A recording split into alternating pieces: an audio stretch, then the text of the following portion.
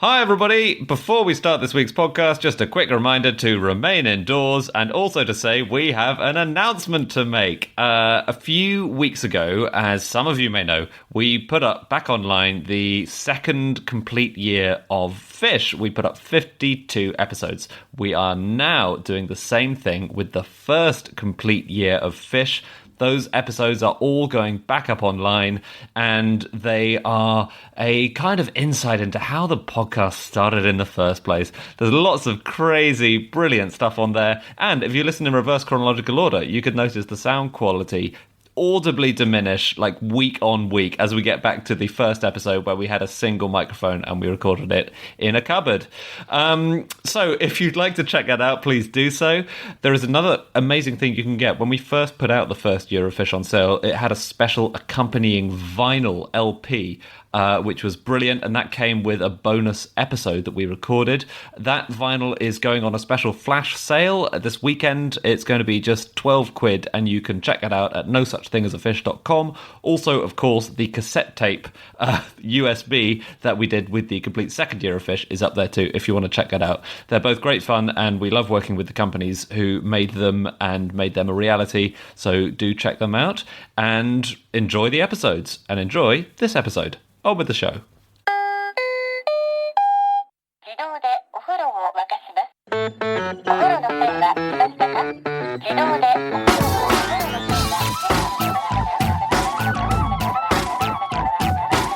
Hello and welcome to another working from home episode of No Such Thing as a Fish, a weekly podcast. My name is Dan Schreiber. I am sitting here with Anna Chazinski, Andrew Hunter-Murray, and James Harkin. And once again, we have gathered round our microphones with our 4 favorite facts from the last 7 days. And in no particular order, here we go. Starting with you, Andy. My fact is that the inventor of condensed milk, Gail Borden, had previously tried inventing a biscuit made of meat. Sounds delicious. So, yeah. I don't like condensed milk, but I've read about this meat biscuit and it sounds amazing. It sounds, I guess, it kind of sounds a bit like dog food, I think, but for people. Okay. Right. That doesn't sound amazing, but I guess we have different tastes. So he was alive in the mid-19th century, and, you know, there were all these problems about preserving food at the time and feeding, you know, large numbers of people at a distance or at a distance of time, so especially feeding your armies, things like this. This was a couple of decades before the Civil War, so he would have known there was a Civil War coming, needed to feed people for that. He had amazing powers of foresight, didn't he, this inventor? Yeah, I know. Yeah, I mean, incredible, actually. Sort of weird he didn't make his money out of that. But he invented so much stuff. And one of the things he invented was a beef broth, which he then evaporated into this kind of syrup, and you could either fry or bake that syrup into a biscuit. And it was a universally derided... not universally derided. The Scientific American said it was one of the best discoveries of modern times. Okay, that was a good review. It also won a gold medal at the Great Exhibition in 1851. Yeah. But the army tried it, and they declared it was not only unpalatable, but failed to appease the craving of hunger, producing headache, nausea, and great muscular depression. Picky, picky, picky. But can we talk about some of the other stuff that Borden invented? Because he was incredible. So lots of his relatives, very sadly, died of yellow fever. His mother, his wife, and his son had all passed away because of yellow fever. So it was a summer disease predominantly. And one thing he decided to invent was a giant refrigerator to keep people in until they got better. That didn't work. Yeah. He tried to... Did you read about the... what's it? When something... Amphibious. The amphibious machine he invented. The Terraqueous. Yeah. It was basically one of those things that you get on the Thames in London, wasn't it? A duck river tour? It was a duck river tour. Yeah. So it was built for prairies. It was like a wagon that could ride you along the prairies, but then it transformed into a boat at the click of a button or the erection of a sail, I guess, once it hit the water. It was horse-drawn, wasn't it, as well? Yes. So I guess the horse stayed on shore, No, presumably. you then attached seahorses to it once it got in the water. Yeah, the poor horse didn't get to ride the boat, but it was pretty unsuccessful. I think on its first outing, all its occupants ended up in the water, right? Oh, no. Yeah, they did. So he went out a couple times to the ocean. One time, as you say, it tipped over the people into the ocean. Other times, they were just too afraid to let him take the boat in. And I was reading an account of that, which gives you an idea of other food inventions that he had, because he hosted a dinner before he took everyone out on this boat. And there's a quote from which he talked about the food that he'd concocted that evening out of material from which, if you knew what they were, you would turn to loathing and horror. I have transmuted even the dirt itself into delicacies. Wow. That was dinner before the horror show boat experience. That's brilliant. Interestingly, you know when he invented this biscuit? I just want to go back to the biscuit, which I do think is pretty cool. Yeah. So he invented this biscuit, and then he went to the Great Exhibition in 1851, and everyone said it was amazing. Like I said, the Scientific American said it was amazing. Everyone thought this was going to be the next big thing. And so he opened up a big office in New York, where he could sell these biscuits from. And it was opened on Maiden Lane in New York.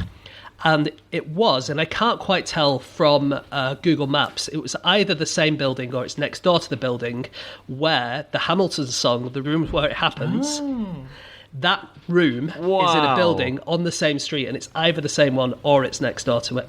So are you implying that the song The Room Where It Happened is about the room where the meat biscuit almost took off? The original probably was, right? It probably was about the meat biscuit, and then they thought, oh, you know what, it's not doing as well as we thought. Let's change this musical from what used to be about the meat biscuit business, and now let's turn it into something about Hamilton. Oh, if only. I didn't know what the room where it happens is. I assumed it was a metaphor of some kind, but you're saying there's an actual I think, room. And Anna knows the story better than me, but I think, is it not where they all got together and decided that the country would be a federal system or something like that? It was the bargaining moment, I think, between Hamilton and Jefferson and his second in command, who was Madison. And Burr was not allowed into the meeting, and that's the meeting he wanted to be in because that said that's where power was, and meat biscuits. Madison actually came out of that with his own set of demands, which is that he wanted to have some square gardens named after him in New York. So everyone got what they wanted a little bit. Back to Gail Borden for a second. Did you find quite a few of the biogs of him say he was a bit of an eccentric, and he used to ride around Galveston on a pet bull, apparently? And he was quite an important guy. So he lived in this place called Galveston in Texas, but he actually also helped design it, apparently. So it was in 1829 he moved there, and then he helped set up all the streets of this place. And the way they measured streets it was by the number of longhorn cattle that could move abreast down the street, which I suppose just shows in Texas at the time what was the most important thing to transport. So a 100-foot wide street could fit 14 head of longhorn cattle. Wow.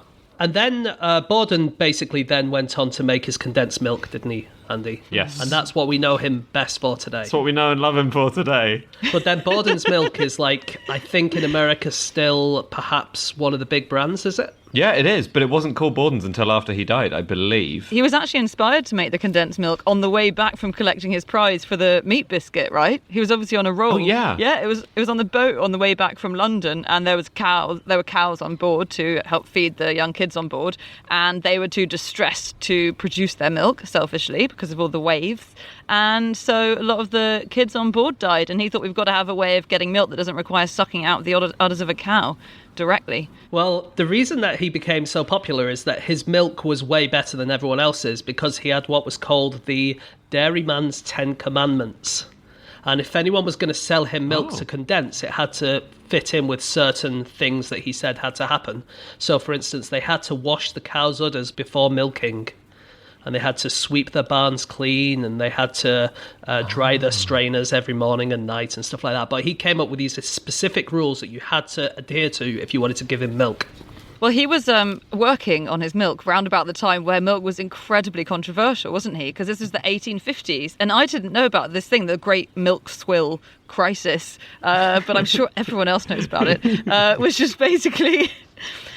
this thing happened where until industrialization, people really did have a farmer bring a cow round to their door and they'd order milk from it. So you met the cow and you got to okay it. But with urbanization and stuff, then you just had to buy milk without having met the cow firsthand. And so people used to start tampering with it. And a major problem was distilleries, always a bit roguish, used to basically set up side alleys in dairy farming, and they just fill and then they just feed cows all the leftover kind of corn, rye, swilly mash, and it was really badly infected. And they'd the milk would come out and it would be a gross, watery blue colour, and then they'd fill it up with things like chalk and plaster to make it look white and like real milk. And people were just dying by the bucket load because these incompetent whiskey makers were trying to give them milk.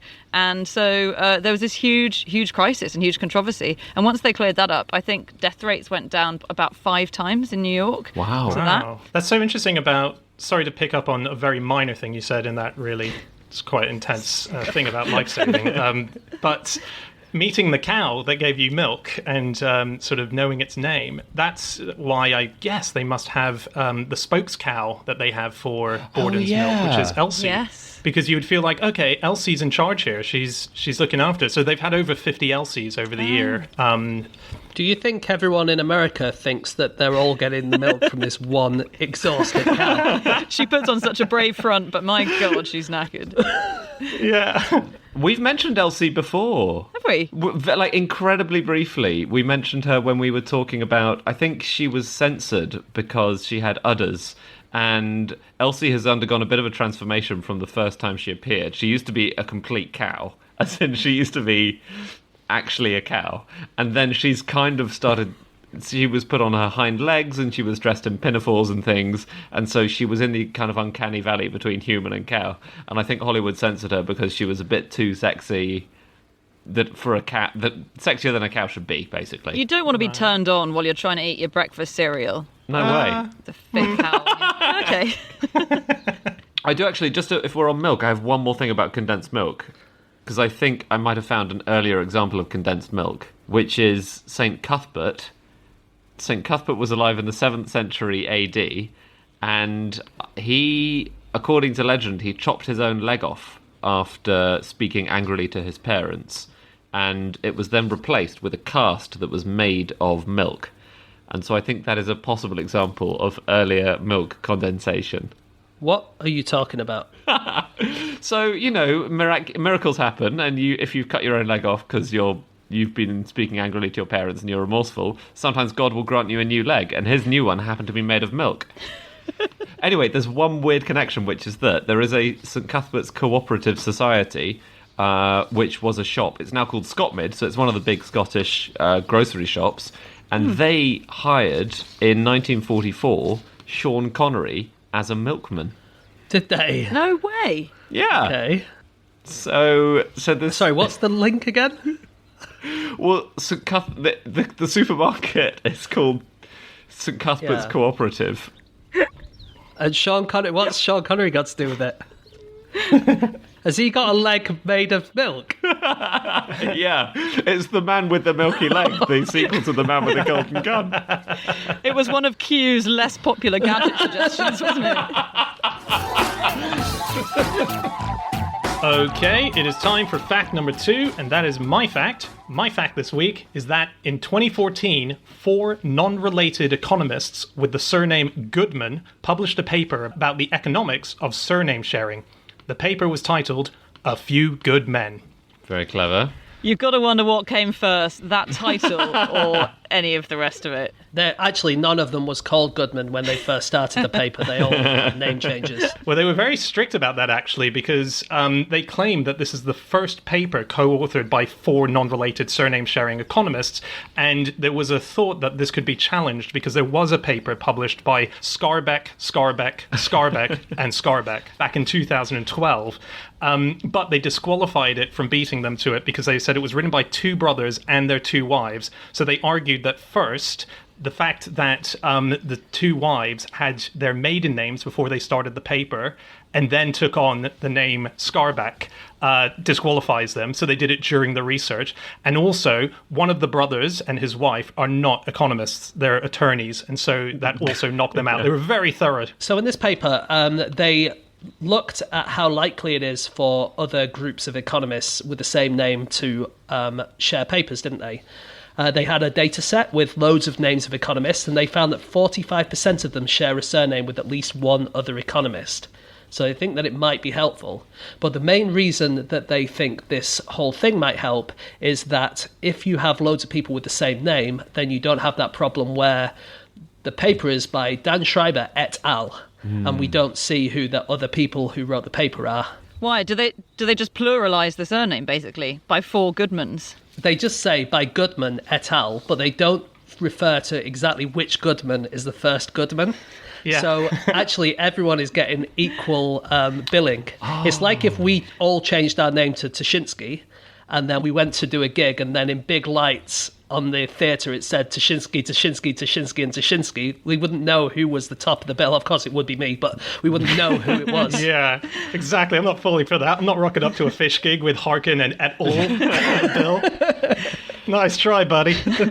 I read a thing about surnames, and actually this is a Beatles fact, so Dan, I'm probably going to defer to you on this one, but is it the case that Paul McCartney wrote Yesterday? Yes. This quiz is easy. All right, next. Okay. No, but I read that John Lennon became furious when he was in hotels because quite a lot of the time the person playing the piano in the hotel would play Yesterday as a tribute to him. And he hadn't written any of that song at all. It wasn't a Lennon and McCartney song. It was just a McCartney song. And so that made him furious. Yeah, that's true. Yeah. 2 Good, points to glad me. to have that confirmed. So if you ever see Andy in a hotel and you want to pay tribute to him, don't play him the episode of No Such Thing as a Fish where Alex Bell was here instead of him, because that'll just annoy him. Exactly. I'll be so angry. I'll be amazed at your piano skills if you can play that episode. God, imagine that poor pianist getting requests for, do you know episode 313? No such thing as a banana with Wi-Fi? It's the same tune. Everyone's the same. On surnames in academia and problems that this poses, so the same surname problem is a serious issue, and it's especially an issue in China, because in China there are 200,000 people per unique surname, right? So they've got far fewer surnames in China, and I read a piece written by a J. Wang, who was saying there are more than 1,200 J. Wangs in nanoscience alone. So this is hell. So if you want to find an individual academic, you can't find them because you have, 200,000 Wangs to deal with. So now in academia, you get something called your ORCID, which is standardized now across most journals. So rather than being one of a billion, Smiths, Wangs, you have to have a 16-digit number. But there is an issue because dead scientists probably won't sign up to this ORCID system because they can't. And so the worry is that now, if you're a deceased scientist, your academic work is going to become harder and harder to source. So have you guys heard of Dick Astman? No, I've never heard of him. He was a gas station employee from Canada, and his name, if you look him up on Wikipedia, it says his name propelled him to celebrity status across North America for 4 months in 1995. Wow, that is like the, who is it? The Andy Warhol, isn't it? It's Yes. Everyone has their 4 months of fame. Yeah, exactly. I think it's because David Letterman found out that there was someone called Dick Assman, and he found this so funny that he, kept on referring to him. This became known as Assmania, and eventually, his dad, by the way, was called Adolf Assman, which is amazing. I mean, what an amazing, yeah. Wow, if you were only allowed to change one of those names, it's so hard to know which to choose. Rough. Yeah, and so he became super famous, and then he faded into obscurity. But there was another Assman recently who got in trouble over a vanity license plate. Another Canadian, I believe, who had Assman on his license plate, and the authorities said, no, you can't have that. Anyway, that's that name. I have a very random surname fact, while we're just lobbing in some good old surnames.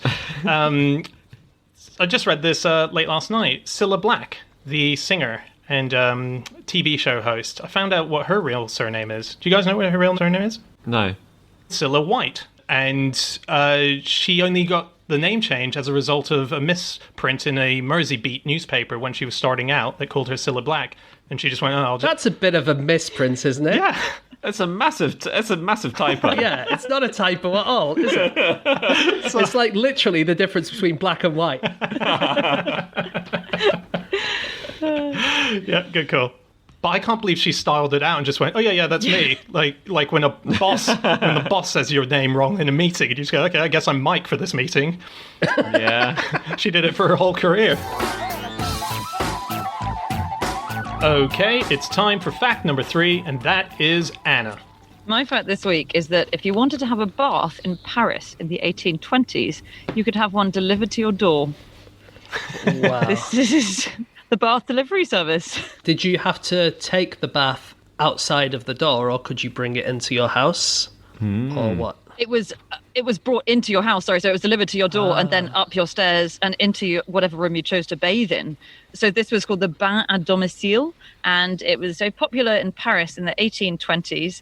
And yeah, someone would come along, a guy called a thermophore, would deliver a bath to your doorway, and then they'd also bring these metal rails so they could wheel it up the stairs on these rails, plonk it down. They also came with a dressing gown and a towel, and you'd order your flavour of bath. So if you wanted a hot bath, you would say. If you wanted a refreshing cold bath, that may have been less money, I don't know, but that was also an option. Anna, when you say flavours, I don't usually associate hot and cold as flavours. So was there anything else that you could choose, like pistachio? I think there was one other choice. What's that? Mineral. Yeah. It's not a flavour. Mineral is not a flavour. Well, I think it spices up bath time a bit if you do refer to them as flavours. Turn on the hot flavour, turn on the cold flavour. Sure. Try it next time. I love the fact that they brought along a towel. That feels like the least important bit of the entire enterprise. What? So was this a porcelain bath they were bringing, or was it made of something Andy, lighter? whoa. What do you do? Do you just drip dry whenever you get out of the bath? Of course I do. Just stand in the street, letting nature do its work? It's very important to bath time to have a towel, obviously. Do you jump out like a dog and shake all of the water off you? I just shake it off once, and then I'm normal again. Sorry, you were saying, was it a porcelain? Anna, was it porcelain? They were made of various different materials. Apparently some were made of leather. And some were foldable. Pliable, apparently, Wow. Said in one article. So, But I I would guess have thought if it was leather and you had like a hot flavoured bath, then it might warp. maybe they had better technology that we've now forgotten. Wow. Like secret leather, yeah. Yeah. A leather bath. You're playing some weird sex games if you're ordering a leather bath. That must have been a no questions asked service. Anyway, what a great service. It seemed to sort of disappear, as I guess trends do. So bathing, I think there were 1,000 of these baths for rent in Paris by the mid-1820s. And then they receded again. Bathing was a bit controversial. I think some people thought it was a bit lascivious. There was a famous prostitute, a French courtesan who had 2 baths, and that was a bit frowned upon, like, oh, that's the kind of thing courtesans do. And she actually had, in one of her baths that was made of silver, she had 3 taps, one of which delivered water, and another delivered milk, and the other champagne. Just on the flavour thing, though, because James was saying stuff about, what did you say, like almonds and stuff like that? I said pistachio, but it was just the first flavour that came into my head. Yeah, but that was a thing. Like, there was the sort of prototype back then of the bath bomb that gives the colour and aroma that you get with them in the form of things like clouded powdered almond paste. And then milk was another big one. And largely, I think that was a modesty thing for women. The idea was that you would have the bath, not necessarily in a bathroom, but possibly in an open room. And so it just created a layer of camouflage to stop your bits from being seen. I do see that, but I think, let's say you have some nice Radox in your bath or something and it smells of lavender. Then you come out of your bath and you smell like lavender. I probably don't want to smell like milk after you get out of the bath. Do you know what I mean? Like milk. I wouldn't mind smelling like fresh. Is the milk fresh? That's the big question. To begin with, it will be. That's a really good shout. If you're using the Patent Murray drip dry method, then over time that milk will curdle. Also, I don't know how clean you can claim you are if you're stepping out of the bath and you're sort of covered in bits of pine nut and almond seed and whatever else it was that they had. Well, there was another thing where you used to have, and this was more for the aristocracy, you would have 2 baths. So you would have the bath that had the bath bomb in it, like the milk and the almond. You'd go in and wash down. Then you'd get out and go into your next bath, and that would be just the clear water. And you could just wash in the purity of that and then get out. According to the Smithsonian, I read this on their website, sometimes you wouldn't actually get into your actual bath. You would wrap yourself in blankets and then you would lie or sit on sticks of wood which were balanced across the tub of water. No. I can't believe this is true. Like you're being steamed. Yeah, Basically, yeah. I mean, I really can't believe this is true. And is that to make you more healthy to consume and to give you a more satisfying crunch? I mean, that's why you do it to broccoli, isn't it? Yeah. It's weird that we're talking about baths in this one, and someone we've talked about earlier in this podcast has quite a strong connection to bathing. Adolf Assmann. Not Adolf Assmann. I dread to think of the bath that he'd come up with. Gail Borden of Meat Biscuit fame also invented a wagon which women could wheel down the beach into the shore, and then they could descend from there into the water without anyone seeing them, which we had in the Victorian era, but he invented that in America for ladies to use. So a bathing entrepreneur as well.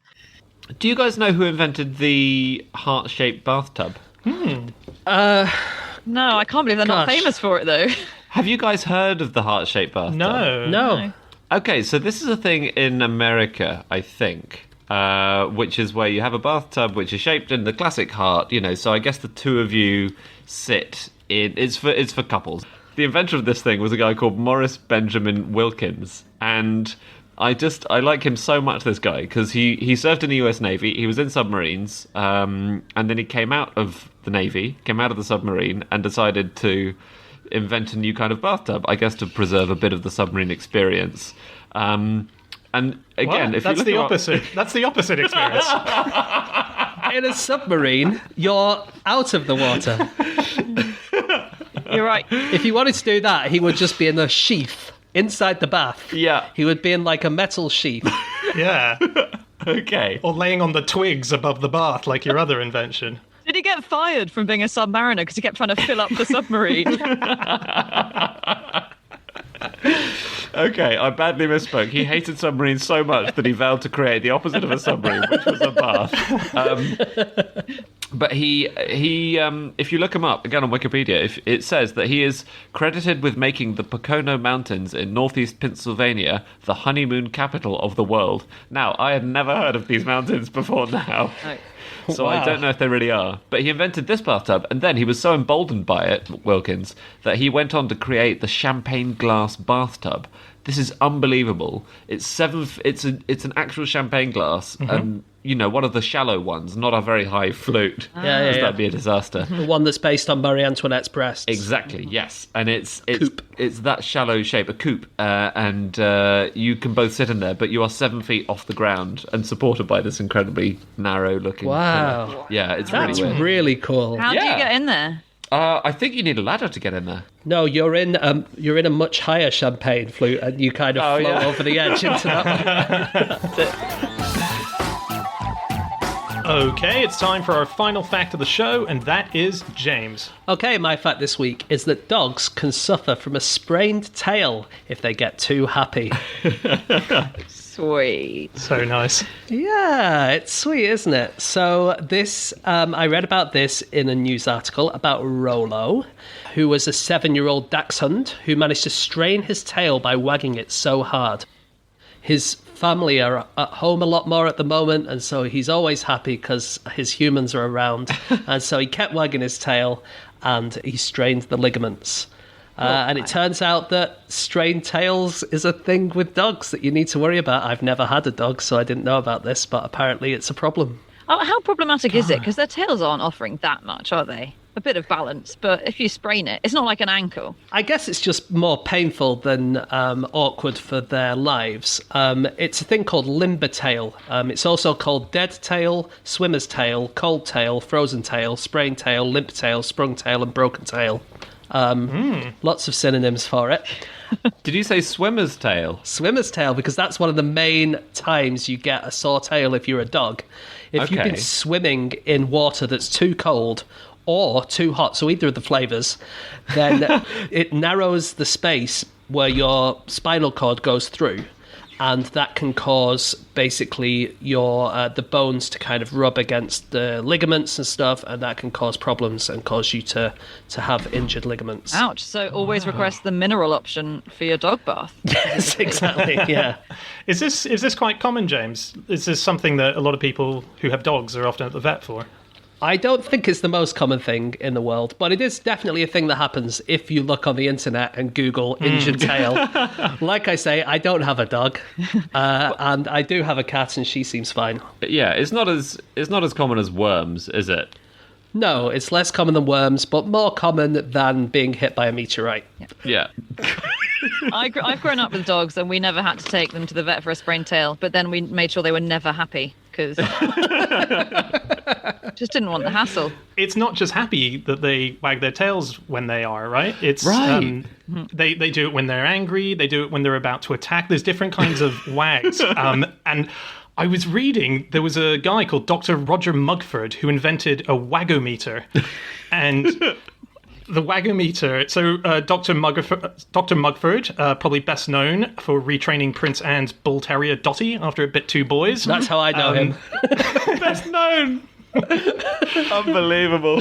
So he created the wagometer, which can indicate whether or not the dog is happy or angry or about to attack, and it's a sensor that's attached to its tail. What it's used for, though, is when they do dog shows, they want to sometimes tell who's the happiest dog, so the wagometer is put on the dogs, and it monitors the wag that's going on to then officially, scientifically, using Mugford's wagometer, determine who the happiest is. I think we're all the Mugfords here. They do definitely have different wags, though, that you can kind of tell. So if it's apparently if they do like a really slow, quite stiff wag, then that's when they're saying, "Go away, I might attack you. I'm anxious." Okay. But left and right is a difference too. So I had no idea about this before looking this up, that a tail wagging to the left is negative emotions and wagging to the right is happy. And I thought that dogs just wag their tails left and right. Yeah. That a wag was a wag. I would have thought a wag would be left then right, then left then right. Exactly, yeah. Oh no, they lean. They tend to one side, unless our dog's a bit lopsided. But Is they it stage left, or is it the dog's left, or is it my left? It's the dog's left. Yeah. Because that's important to know. It's from the Absolutely. perspective of the dog, because it's about brain hemispheres, right? The same as in Yeah. humans. So amazingly, they've got similar brain hemisphere responsibilities as we do. And so when they're wagging to the right and they're happy, that's because the left side of their brain is kind of active when they're feeling relaxed and chill. And then the right side of their brain is active when it's an emergency. And so that's why they then wag to the left. That's weird, because whenever I do the hokey cokey, whenever I put the right leg in, I always feel really relaxed. But then as soon as I put the left leg in, I feel really anxious. You're misaligned. There are researchers at Keio University. They have invented a tail for humans. That's great. So a full-size tail for humans.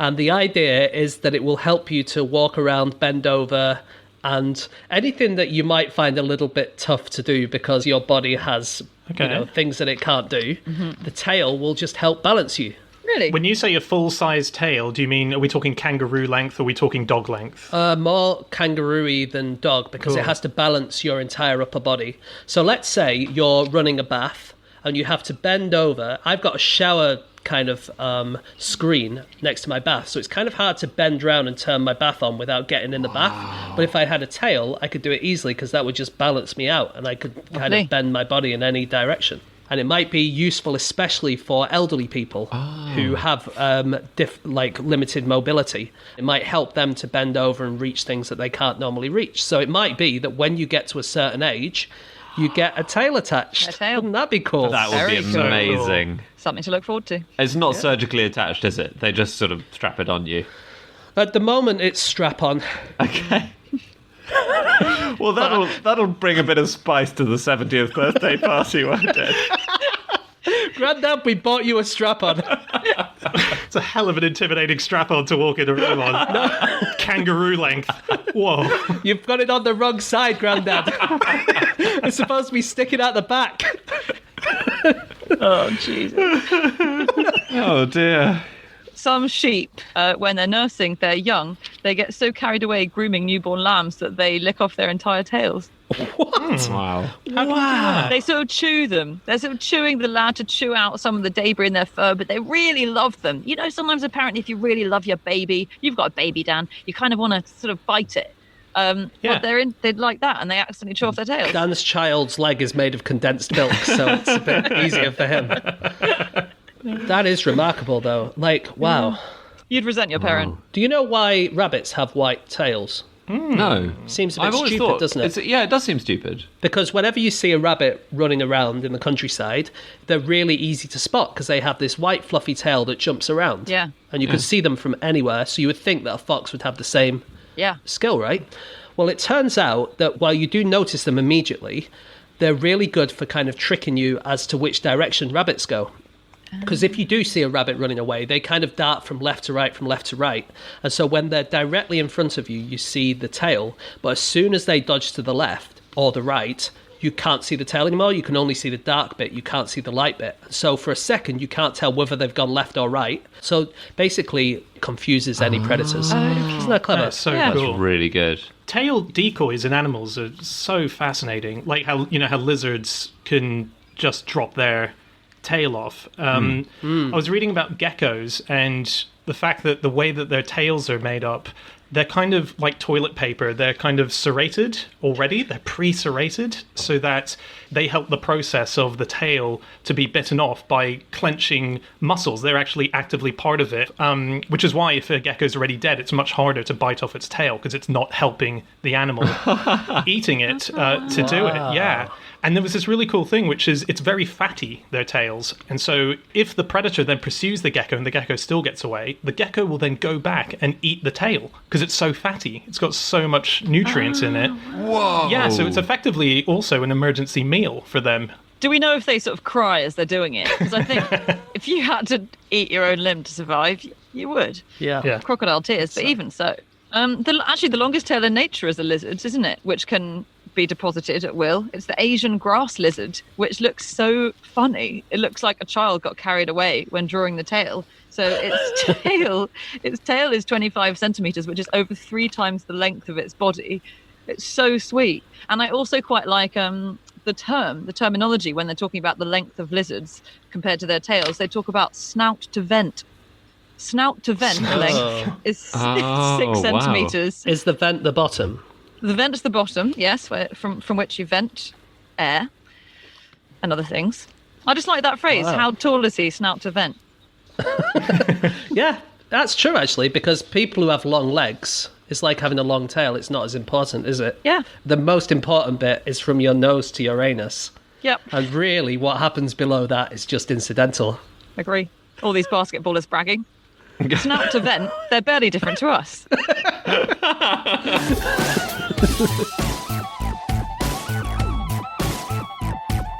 Okay, that's it. That's all of our facts. Thank you so much for listening. If you'd like to get in contact with any of us about the things that we have said over the course of this podcast, we can be found on our Twitter accounts. I'm on @Schreiberland, James, @JamesHarkin, Andy, @AndrewHunterM, and Chazinski. You can email podcast@qi.com. Yep, or you could go to our group account @NoSuchThing or our website, nosuchthingasafish.com. We've got everything up there from all of our previous episodes, and when we say all, we mean all. Every single one that disappeared from the internet a couple of years ago is back up there, so there's over now 100 episodes for you to re-listen to from the first and second years of Fish. And also, if you'd like to buy the cassette or the vinyl, they're there too. And we will be back again next week with another working from home episode. Guys, we really hope you're doing okay. Stay home, stay safe. Love to your family. We'll see you again next week. Goodbye.